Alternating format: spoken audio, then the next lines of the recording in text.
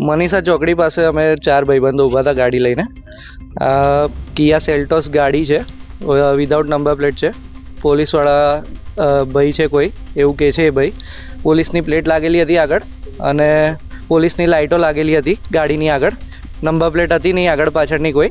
એ ભાઈ આવીને ઉતર્યો સીધો ગાડીમાંથી દંડો લઈને અમને ઉતરીને એવું કહે છે કે કેમ ઊભા છો ભાઈ, ચલો નીકળો અહીંયાથી. નીકળશો કે ગાળો ખાશો કે દંડાવારી કરું હમણાં. સીધું આવીને એ જ બોલવાનું ચાલુ કરી દીધું. અમને પહેલાં એવું લાગ્યું કે કોઈ પોલીસવાળા ભાઈ હશે. 11:30નો ટાઈમ હતો એટલે અમે વિચાર્યું કે ચલો જઈએ, વાંધો નહીં. પછી અમને લાગ્યું કે એ ભાઈ કોઈ પોલીસમાં લાગતો નથી એટલે અમે તરત પાછા ગયા ત્યાં આગળ. ત્યાં જઈને ઊભા રહ્યા ને તો બીજા એક એડવોકેટ હતા કોઈ ભાઈ, એમની ગાડી ત્યાં જેવી પાર્ક કરીને એમના વિશે બી એમની જોડે બી ઝઘડવા માંડ્યા ભાઈ. ને પછી બોલાચાલી થઈ તો અમે વિડીયો બનાવવાનું ચાલુ કર્યું એમનો. તો એમના જોડે જેવું વિડીયો બનાવવાનું ચાલુ કર્યું એટલે એ ભાઈ ભાગવાનો ટ્રાય કર્યો.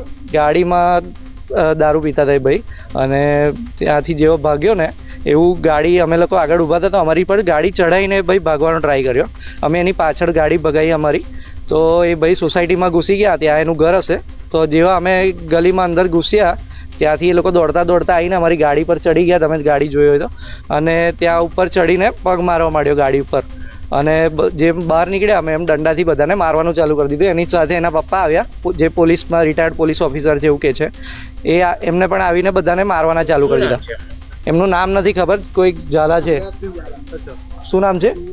યુવરાજસિંહ ઝાલા નામ છે એમનું, જે પોલીસમાં હતા પહેલાં. અને એમના નામની પ્લેટ ભાઈ એ લગાવીને ફરે છે. ફૂલ પીધેલી હાલતમાં હતો એ ભાઈ અને લાલ લાઇટ લગાવીને ગાડીમાં ફરે છે ભાઈ.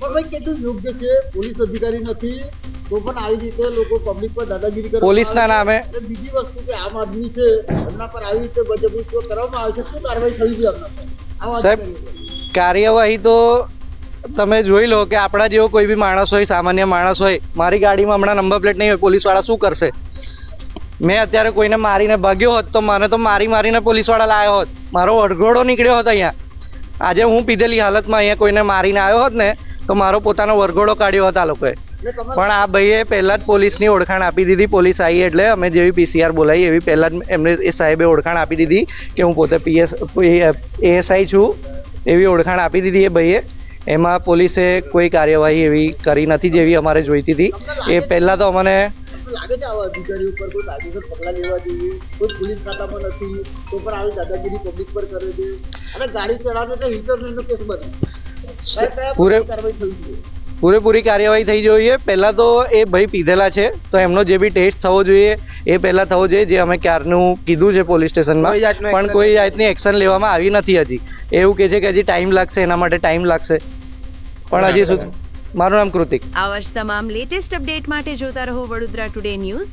નવું વર્ષ એટલે કે વિક્રમ સંવત 2082ના શરૂઆતથી વડોદરા ટુડે ન્યૂઝ ચેનલના ગુજરાત રાજ્યના તમામ શહેરના, તાલુકા, જિલ્લાના દર્શક મિત્રોને ખાસ વિનંતી કે અમારા વડોદરા ટુડે ન્યૂઝના તમામ સમાચાર જોવા માટે હવે અમારા ફેસબુક, યુટ્યુબ, ઇન્સ્ટાગ્રામના પેજને લાઇક કરો, શેર કરો, સબસ્ક્રાઇબ કરો.